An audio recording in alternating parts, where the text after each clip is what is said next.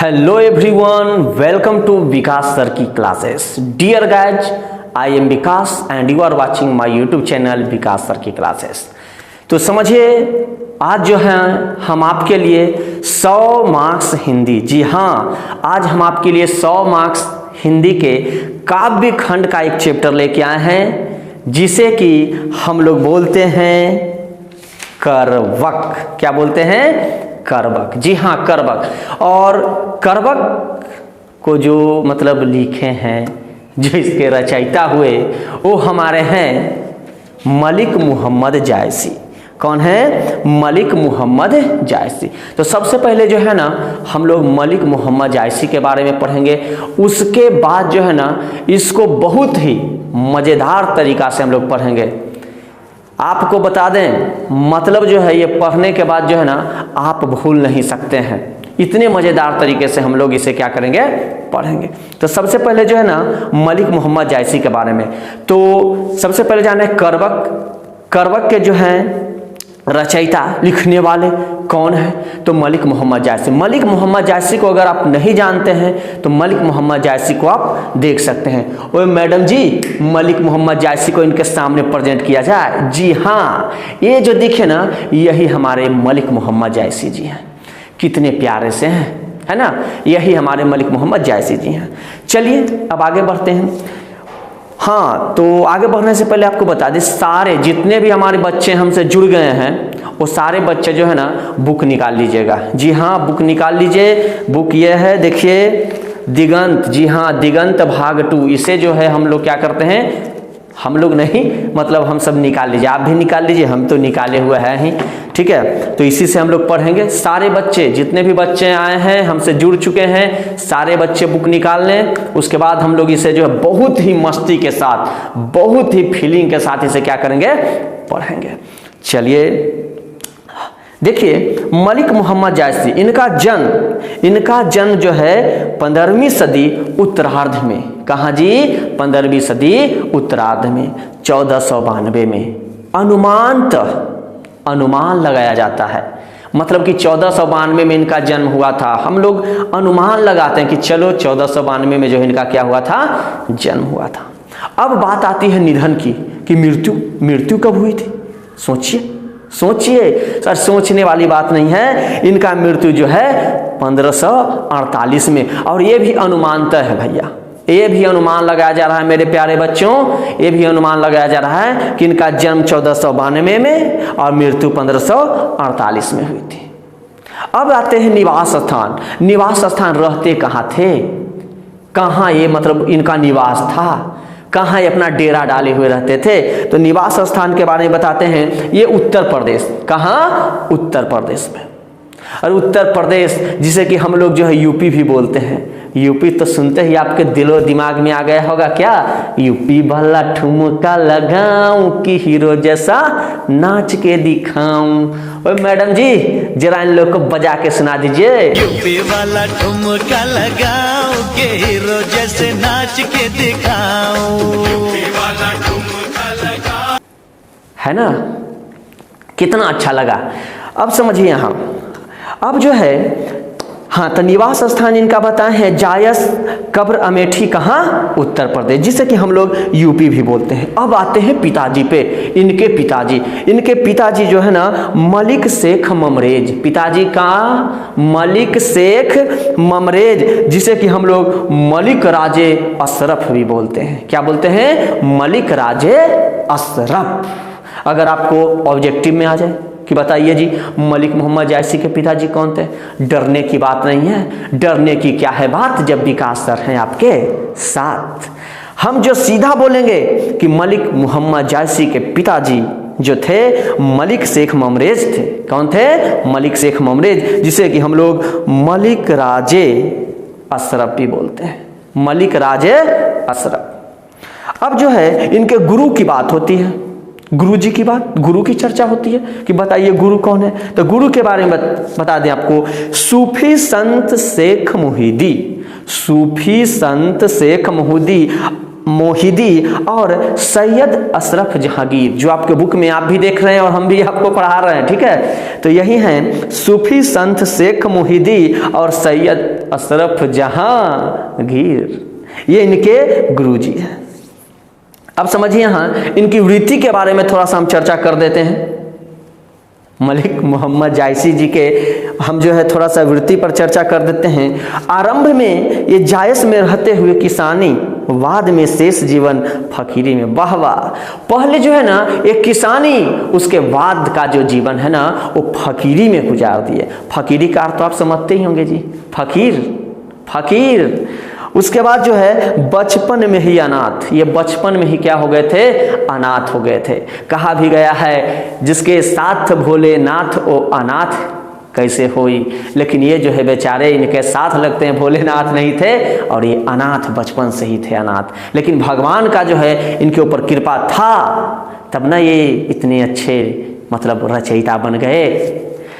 समझिए हम साधुओं फकीरों के साथ भटकते हुए बचपन बीता। इनका जो बचपन बीता ना साधु के साथ, फकीर के साथ भटकते हुए, इस तरह से ऐसे ऐसे भटकते जाते थे और भटकते भटकते इनका क्या हो गया, जीवन बीत गया। साधुओं फकीरों के साथ भटकते भटकते जीवन बीतता है। देखते होंगे साधु फकीर आता है हमारे घर के आगे दरवाजे पर आ जाएगा और जो बोलेगा भिक्षाम देही, भिक्षाम देही।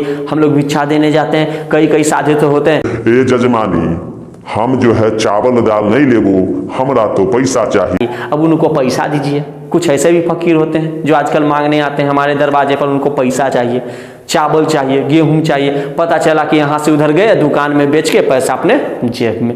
ऐसे ऐसे भी फकीर होते हैं आजकल। अब चलिए इनके व्यक्तित्व पर थोड़ा सा चर्चा कर लेते हैं।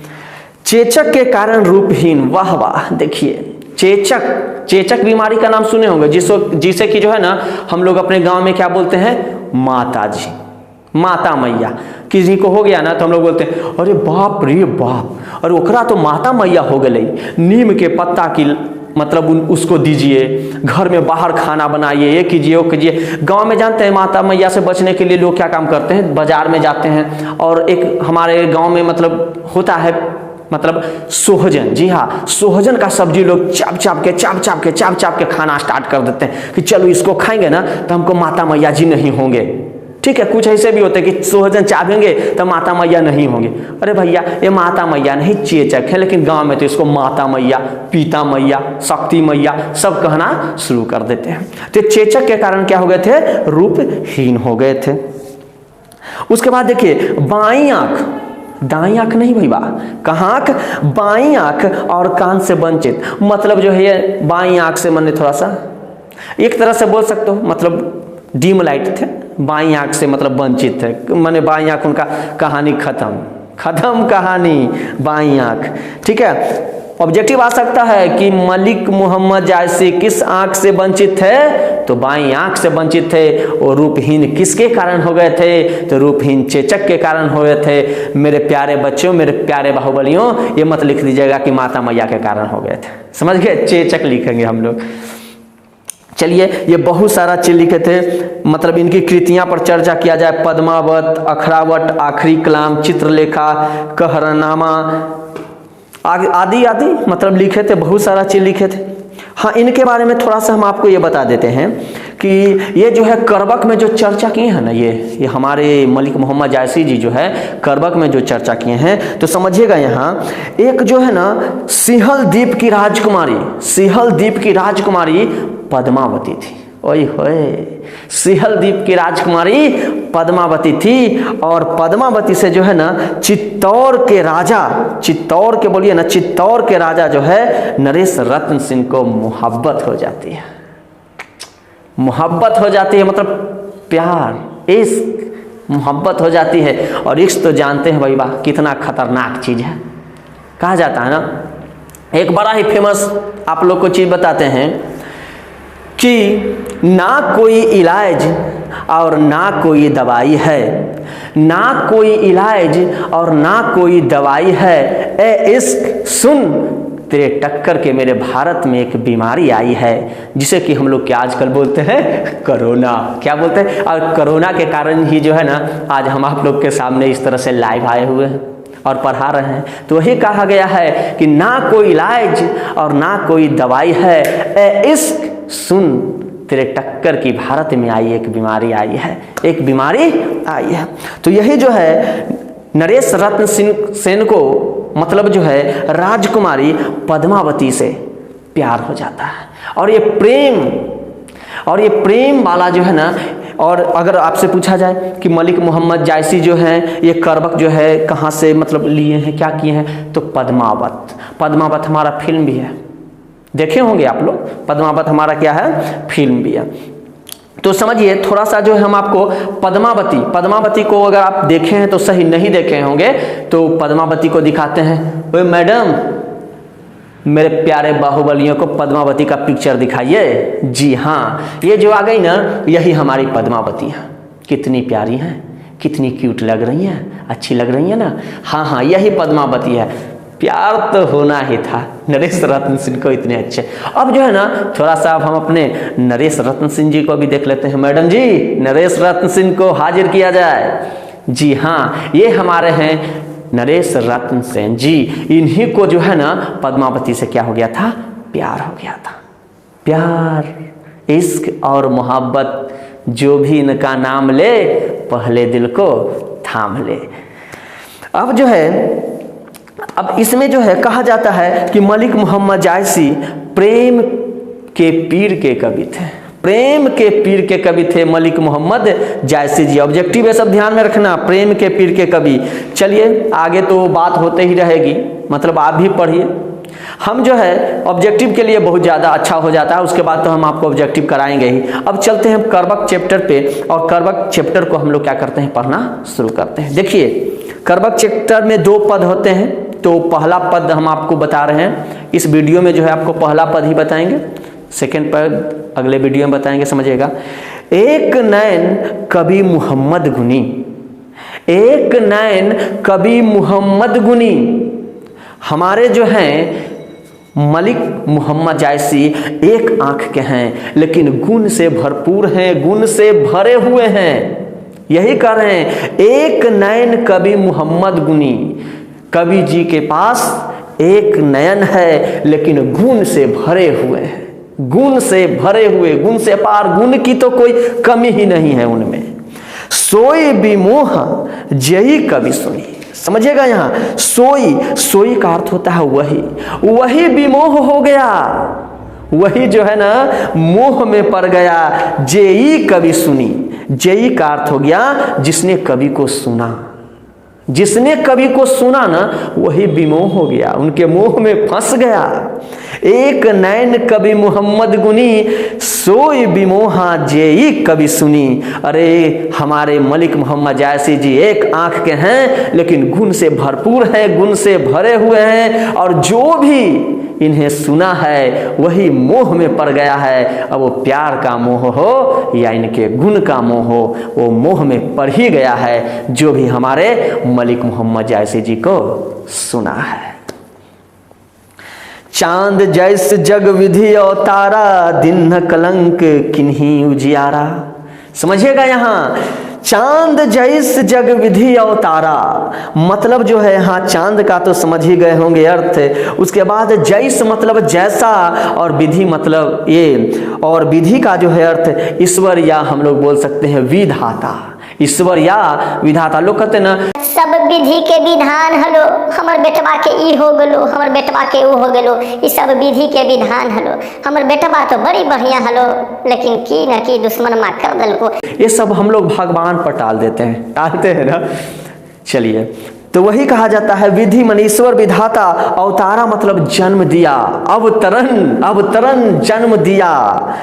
दिन मतलब दिया, दिन मतलब दिया, एकदम देखते जाएंगे वर्ड को। चांद जैसे जग विधि अवतारा, दिन न कलंक किन्ह उजियारा, किन्ह उजियारा।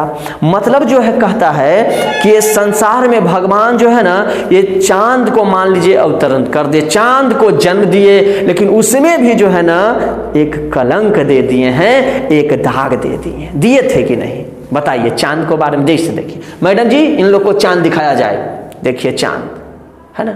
अब ये जो चांद हम लोग को दिखा, ये जो चांद दिखा तो इसमें भी दाग है, लेकिन ये चांद की पहचान जो है हम उसके दाग से नहीं करते हैं। ये जो है पृथ्वी पर आता है और हम लोग को उजियारा, मतलब हम लोग को जो रोशनी देता है ना, तो चांद का पहचान जो है ना हम उसके रोशनी से करते हैं। वही ये कहने का कोशिश कर रहे हैं कि अरे हम एक आंख से ये हैं, तो इसका अर्थ नहीं, हमें गुण अपार है, हमें गुण भरा हुआ है। चांद देखो, चांद में भी दाग है, लेकिन उसकी तुलना हम लोग किससे, उसके दाग से नहीं, जो उजियारा करता है ना उससे करते हैं। उसमें इतना गुण है, तो गुण देखिए, अब गुण मत देखिए। यही कर रहे हैं मेरे प्यारे विद्यार्थियों। वीडियो अच्छा लग रहा होगा तो प्यारा सा लाइक भी कर दीजिएगा और पूरे बिहार में फैला दीजिए वीडियो। प्रत्येक बच्चे को इससे फायदा होना चाहिए, ठीक है। पूरे बिहार में फैला दीजिए कि आ गए हैं विकास सर आपका साथ देने के लिए। भरपूर साथ देंगे मेरे भाई। पूरा चैप्टर 100 मार्क्स हिंदी और 100 मार्क्स इंग्लिश, पूरा चैप्टर हम करवाएंगे, ये आपसे वादा है। आगे देखते हैं, जग सूझा एक ही नैनाहा, जग सूझा एक ही नैनाहा, उवा सूख अस नख तन महा। देखिए यहाँ कहा जाता है सूझा, सूझा मतलब देखा, जो हम ऐसे करके देखते हैं ना, तो वही सूझा मतलब देखा। उवा मतलब उदित, और शुक्र मने शुक्र नामक जो तारा होता है, जो रात में हम लोग देखते हैं चमक मारते रहता है ना, तो वही शुक्र तारा की बात यहाँ कहता है। नख तन महा, नक्षत्रों के मध्य, नक्षत्रों के मध्य। इसको नोट करते जाइएगा, कलम कॉपी सब निकाल लीजिए, सिर्फ सुनिए नहीं, मजा नहीं लीजिए, निकाल लीजिए, मजा तो आएगा ही। वही कहते हैं कि हम जो है इस जग को एक ही आंख से पूरा सूझबूझ सबको देख लिए। जैसे कि नक्षत्रों में हमारा शुक्र ग्रह, शुक्र ग्रह नक्षत्रों में जो है उसकी जो रोशनी होती है वो सबसे अलग होता है। वो क्या होता है, अलग होता है। उसे लोग तो बहुत हैं, लोग तो बहुत हैं, लेकिन हम एक आंख होते हुए भी सारे चीज को एकदम स्पष्ट देख लेते हैं, जो आप लोग नहीं कर सकते हैं। हमें इतना गुण है। देखिए देखिए अपनी व्याख्या कर रहे हैं, ठीक है। जो लही अम्बही डाभ न होई, तो लही सुगंध बसाई न सोई। मतलब कहता है जो लही अम्बही डाभ न होई, जौ लही मतलब जब तक, और अम्ब ही मतलब आम में, और डाभ, डाभ मतलब समझते हैं, नहीं समझते हैं। आम में एक नुकीलापन, जिसको कि हम लोग गांव में आठी बोलते हैं ना कि आठी, और मतलब जब वो अमौरी होता है ना, तो अमौरी में हम लोग उसको बोलते हैं कोयलपत उसको बोलते हैं, जिसको हम लोग बचपन में बोलते हैं कोयल कोयल कोयल, बताओ सोनी के भी कन, ऐसे खटाक से करते थे, इधर चला जाता था, जब इधर जाता था बोलते अरे यार तुम्हारा विवाह इधर होगा, फिर बोलते थे कोयल कोयल कोयल, विकास सर के विवाह कन्या, ऐसे खटाक से करते थे, बोलते थे अरे विकास सर के विवाह इन्ने होगा इन्ने होगा, इस तरह से हम लोग बोलते थे। तो वही हमारा है, कहता है कि जौ लही अम्बही डाभ न होई, तौ लही सुगंध बसाई न सोई। मतलब आम की मंझड़ियाँ, मतलब जब आम में जो है जब तक वो नुकीली गुठली नहीं होगा तब तक उसका मजा नहीं आ पाएगा, वो रस हमें क्या होगा, नहीं मिल पाएगा। तो आम देखिए फलों का राजा है कि नहीं, राजा एकदम बिल्कुल राजा है, फलों का राजा। लेकिन फलों का राजा होते हुए भी उसके अंदर देखिए एक अवगुण है, जो क्या है, अठली, ठीक है, जो हम लोग मार्केट में बोलते हैं कि आम के आम और गुठली के दाम बोलते हैं ना सब। तो वही यहाँ कहा गया है, क्या कहा गया है, जो आप लोग सुने यहाँ कि जौ लही अम्बही डाभ न होई, तौ लही सुगंध बसाई न सोई, बसाई न सोई। आगे देखिए, किन्ह समुद्र पानी सौ खारा, पानी जौ खारा, किन्ह समुद्र पानी जौ खारा, तवती भयउ असूझा पारा। मतलब यहाँ कहा जाता है कि समुद्र की बात अब करता है कि समुद्र का पानी जो है ना वो खारा है। समुद्र का पानी क्या है, खारा है। ये उसमें अवगुण है कि उसका पानी खारा है, लेकिन फिर भी असूझ अपारा, दूर तक उसको देखिए असूझ अपारा, दिखता ही नहीं है, दिखता ही नहीं है, इतना लंबा वो समुद्र है। समझिए उसमें एक गुण है, हम लोग उसको देखते रह जाते हैं। आज भी हम लोग जाते हैं ना समुद्र के बीच पे जाके ऐसे खड़ा हो जाते हैं और उसको हम कल्पना करते रहते हैं, वाह कितना अच्छा ये समुद्र है, देखते ही बनता है। तो वही कहा जाता है, अरे समुद्र को भी तो देखो, पानी खारा है लेकिन उसमें वह इतना लंबा, इतना दूर है, असूझ अपारा। हम उसको सूझ नहीं, मतलब बहुत दूर तक दिखते जाता है, बहुत दूर तक दिखते जाता है वो। आगे समझिएगा। हाँ, लेकिन देखिए जैसे मतलब यहाँ ये जो देखिए पीक आया है, ये अशुद्ध समुद्र को देखिए कितना लंबा, कितना अच्छा लग रहा है। यही सब जो हम तो देखते हैं, ये मत देखिए कि इसमें खारा जल है। उसी तरह कह रहे हैं, अरे भाई वाह, हमको ये मत देखो कि हमें काना है, मतलब हमारा कौना चला बताए थे। देखिए इधर लिखा गया है, देखिए क्या कहा गया है कि ये कौन है, बाईं आंख। जी हाँ, ये मन हम ये मत समझो कि हम बाईं आंख से क्या है, मतलब ये है असूझ पारा। अरे वहाँ भी तुम मेरे अवगुण को मत देखो यार, मेरे गुण को देखो। और ऐसे भी जो भी महान इंसान बना है ना, उसके अंदर कुछ ना कुछ अवगुण था ही। अवगुण वाला इंसान ही महान बनता है, माने कुछ ना कुछ अवगुण रहना चाहिए। वाह, तब तो हम में भी कुछ अवगुण होना चाहिए, तब ना जाके आगे महान बनेंगे। समझिए आगे, जौ सुमेरु त्रिशूल विनाशा, भा कंचन गिरी लाग आकाशा। समझिए सुमेरु पर्वत, सुमेरु पर्वत को जो है ना शंकर भगवान अपने त्रिशूल से विनाश करना चाहते थे, मार के, ऐसे कि मार देंगे त्रिशूल और वो पर्वत क्या हो जाएगा, विनाश हो जाएगा। देखिए सुमेरु पर्वत यह हमारे सामने है ना, इस पर्वत को जो है ना शंकर भगवान अपने त्रिशूल से विनाश करना चाहते थे। लेकिन जैसे ही त्रिशूल जो है शंकर भगवान उसको विनाश करने के लिए ऐसे करके फेंके, त्रिशूल को क्या किया, ऐसे करके फेंके ना, और त्रिशूल ऐसे जा रहा और लगा पहाड़ पे, खटाक पहाड़ पे लगा। और पहाड़ जो है ना कंचन गिरी लाग आकाशा, वो जो है पहाड़ सोने का बन गया। किसका बन गया, सोने का वो पहाड़ बन गया। देखिए दिख रहा है ना, ये पहाड़ क्या बन गया, सोने का बन गया वो पहाड़। तो वही कहते हैं, अगर उसको विनाश करने के लिए, लेकिन उस पर लगते ही वो क्या बन गया, सोने का वो बन गया। समझिए यहाँ, अगर जो है आपको सर कुछ देते हैं याद करने के लिए, आपकी मतलब इसको याद करके आना, आप याद करके नहीं आता है, तब पता चलता होगा कि सर जी जो है ना आपको डंडे से पीटना शुरू कर दिया। उस टाइम तो आपको बहुत गुस्सा लगता होगा, सर थोड़ा मिली है उन्हें बता देबो, पीटा उ सबके सामने, लड़कियन के सामने, अच्छा हमारा बेइज्जती कैलू है, अच्छा हो जीते आपको तो बड़ा लगता है। लेकिन सुन लीजिए, आपको सर इसलिए पीटते हैं। अभी देखें, त्रिशूल विनाश करने के लिए उस पर लगा, लेकिन बन गया सोने का। उसी तरह आपको जो पीटा जाता है ना, तो एक दिन वही जो है आपको रंग लाएगा, निखार आएगा, जॉब होगा, सरकारी नौकरी होगा, ये होगा। तो क्या पैसा हमरा दे देबू, सर जी के दे दीजिएगा पैसा तो आपने रखिएगा जी, ठीक है। उसके बाद जो क्या है, जो आपको ऐशो आराम कंफर्टेबल जो जिंदगी जिएगा, वो क्या माने आपके लिए। तो आपको जब पीटा जाता है तो मत सोचिए, आपको निखारने के लिए पीटा जाता है। पहाड़ की बात करते हैं कि पहाड़ पर समझिए, जिस पहाड़ को हथौड़ी से चोट मार मार के, जिस पहाड़ को हथौड़ी से चोट मार मार के तोड़ा जाता है, वही जो है हमारे शहर में आता है। सारा पहाड़ नहीं आ पाता है। उसके बाद समझिए, अब मान लीजिए कोई पत्थर है, उस पत्थर को तोड़ के उस पर बहुत अच्छी तरह से नक्काशी कर दें और उसे ईश्वर का रूप दे देते हैं, उसको पूजा जाने लगता है कि इसको पूजा करो, यही अमर शंकर भगवान अखुन, यही अमर बजरंग बली अखुन, यही अमर सरस्वती मैया अखुन। पूजा करने लगते हैं ना, पूजा करने लगते हैं। अब देखिए क्यों, तो पहाड़ सहा, वो पत्थर जो है सहा, छेनी के मार को, हथौड़ी के मार को सहा, तब जाके आज उसकी पूजा हो रही है। और कुछ पत्थर ऐसे जो सड़क पे बिगा हुआ रहता है, उठा के उसको कुत्ता मारने के काम करते हैं कि मार कुत्ता के, ठीक है। तो आप क्या समझते हैं, पूजने वाला पत्थर बनना चाहते हैं कि कुत्ता पर फेंकाने वाला पत्थर बनना चाहते हैं, आपके ऊपर निर्भर करता है। बताइए आप, पूजने वाला पत्थर बनना चाहते हैं, बिल्कुल सही आप लोग बोल रहे हैं, पूजने वाला पत्थर बनना चाहते हैं। तो उस पूजने वाला पत्थर बनने के लिए तो आपको कुछ मार सहना ही होगा ना जी, कुछ हमारी बातों को सहना होगा, सर के मार को सहिएगा, तभी ये जाके आगे कुछ बनिएगा, नहीं तो कुछ नहीं बनिएगा।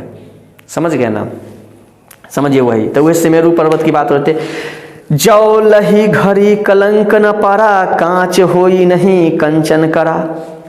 देखिए यहाँ कहा जाता है, यहाँ जो है घड़ी मतलब होता है घड़िया, घड़ी माने घड़िया, जिसमें मतलब स्वर्ण को माने आग में कैसे कहता है, माने सोने के माने कच्चा सोना होता है ना, उसको आग में ऐसे करके वो घड़ा में रख दिया जाता है। और देखते होंगे सुनार के दुकान पर आगे माने वो बैठा हुआ होता है, वो माने उसमें कर दिया जाता है, जिसमें स्वर्ण कोयले की आग सुलगा कर सोने को तपा कर उसको बहुत जो है क्या करता है, खारा बनाता है। चमक उसमें आ जाती है। यहाँ जो है कलंक का अर्थ चला कोयला हुआ, समझे मेरे प्यारे बाहुबलियों, कलंक का अर्थ क्या हो गया, कोयला। और कांच जो है कच्ची धातु माने कच्चा धातु जिसे माने, और करा मतलब खरा, निर्मल, निर्मल मतलब मैल से मुक्त। हम लोग ये सब अर्थ हम लोग ये सब समझेंगे, समझ गए, जिसके कि नीचे है वो, जौ लही घड़ी कलंक न पड़ा, कांच हुई नहीं कंचन करा।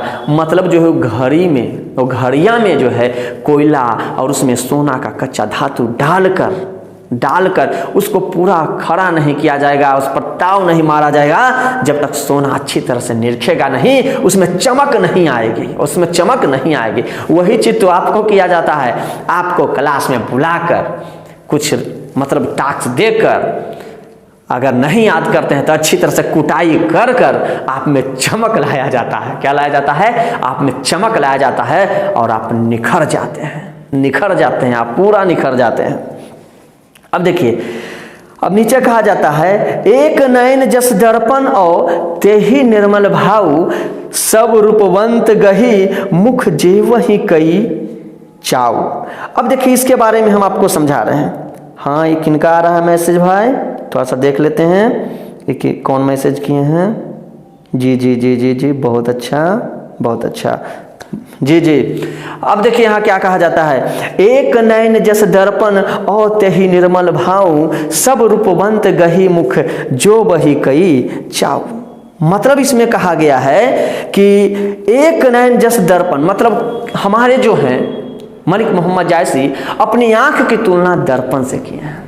किससे किए हैं? दर्पण से किए हैं। बोलते हैं कि दर्पण जिस तरह से निर्मल उज्जवल है, निर्मल और क्या है? उज्जवल है। सभी रूपवंत व्यक्ति उनका पैर पकड़कर अधिक उत्साह से उनके मुंह की ओर देखा करते हैं और उन्हें नमन करते हैं। क्या करते हैं? नमन। हमारी जो ये आंख है ना, वो जो है मेरी आंख दर्पण के समान है। जैसे कि दर्पण के सामने हम लोग जा कैसे करते हैं, ओए होए कितना सुपर लग रहा हूँ, लगता हूँ फेयर लवली लगा कर आया हूँ क्या, इस तरह से बोलते हैं। और अपने चेहरे को देखकर इस तरह से संवरते हैं, सजते हैं, और संवरते सजने के बाद कहते हैं हाँ कितना अच्छा लग रहे हैं, मेरे जैसा तो अभी कोई नहीं है।